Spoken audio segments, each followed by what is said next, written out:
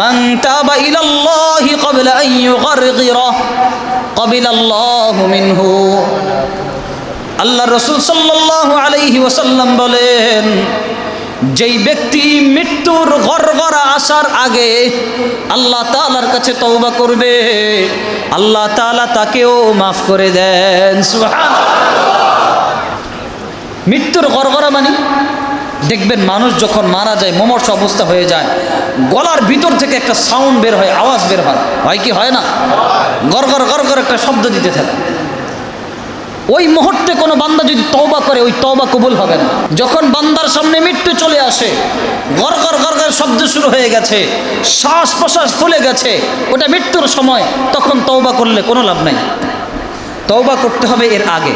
আচ্ছা, আমরা এখানে কেউ বলতে পারবো যে আমরা ওই মৃত্যুর গড়গড়া আসার আগ পর্যন্ত আমরা ঠিকভাবে বেঁচে থাকব?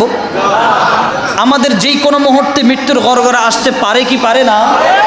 তাহলে আমাদের কি করতে হবে? গুনাহ হওয়ার সাথে সাথেই আল্লাহর কাছে ক্ষমা চেয়ে নিতে হবে। কথা বলেন ঠিক কি না? এটা নিয়ে দেরি করা যাবে না, এটা নিয়ে দেরি করা যাবে না। গুনাহ হওয়ার সাথে সাথেই বান্দা ক্ষমা চেয়ে ফেলবে। আশ্চর্য বিষয়, ওই যে গড়গড় শব্দ যখন শুরু হয়ে যায়, মৃত্যুর সময় যখন চলে আসে, ওই মুহূর্তে মৃত ব্যক্তি যদি বলে আমার অমুক সম্পত্তিটা এটা অমুক মসজিদে দিয়ে দিও, অমুক এতিমখানায় দিয়ে দিও, অমুক মাদ্রাসায় দিয়ে দিও, এটা দেওয়া জায়েজ নাই। এটা সন্তানদের উপর দেওয়া আবশ্যক না। কারণ যেই মুহূর্তে মৃত্যুর গড়গড় গড়গড় শব্দ শুরু হয়ে গেল, ওই মুহূর্তের মধ্যে সমস্ত সম্পত্তির মালিক ওই সন্তানাদি হয়ে গেল। আপনি দুনিয়া থাকতেই ডিউটি।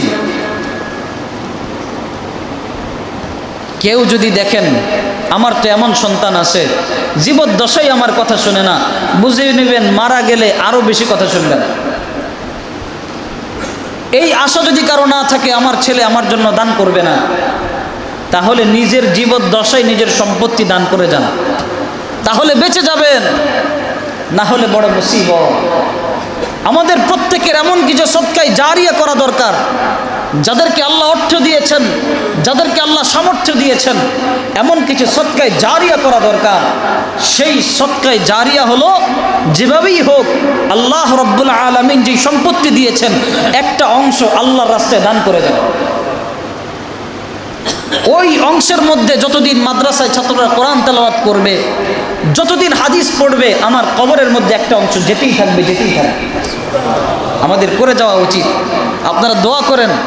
আমার বড় ইচ্ছা, আল্লাহ যদি আমাকে তৌফিক দান করেন, ইনশাআল্লাহ বড় একটা জমির মধ্যে একটা মাদ্রাসা করে দিয়ে যাব, আরেকটা জমির মধ্যে নিজের অর্থায়নে একটা মসজিদ করে দিয়ে যাব। আলহামদুলিল্লাহ, ইতিমধ্যেই আমার বাবা 36% একটা জমি দিয়েছেন সম্পূর্ণ আমার নামে। আলহামদুলিল্লাহ, পুরাটাই মাদ্রাসার জন্য করে দিয়েছে। পুরা জমিটাই মাদ্রাসার জন্য, যতটুকু মাদ্রাসার দরকার হবে ব্যবহার করবে।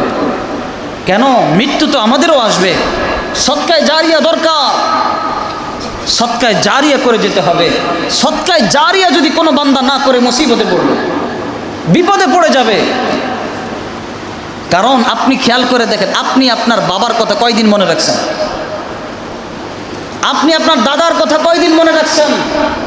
আজকে যেই সম্পত্তির উপর দাঁড়িয়ে আপনি সম্পত্তি বাড়িয়েছেন, এটা তো বাবার সম্পত্তি ছিল, এটা দাদার সম্পত্তি ছিল। তো কোথায় আজকে তারা? তারা তো আপনাকে দিয়ে চলে গেছে, অথচ আপনি তাদেরকে দেওয়ার জন্য চিন্তাও করছেন না, চিন্তাও করছেন না। তাহলে আপনার সন্তান যে কি করে উল্টিয়ে ফেলবে, আমি নিজেই করতে পারি না, আমার সন্তান আর আমার জন্য কি করবে? এই জন্য যা করতে হবে নিজের জীবদ্দশায়। যখন মৃত্যু চলে আসবে তখন চিন্তা করবে আমি তো চলেই যাইতেছি, আমার অমুক দোকান, অমুক ফ্ল্যাট, অমুক বাড়ি, এটা মাদ্রাসায় দিয়ে দাও, এটা এতিমখানায় দিয়ে দাও, কোনো লাভ নাই।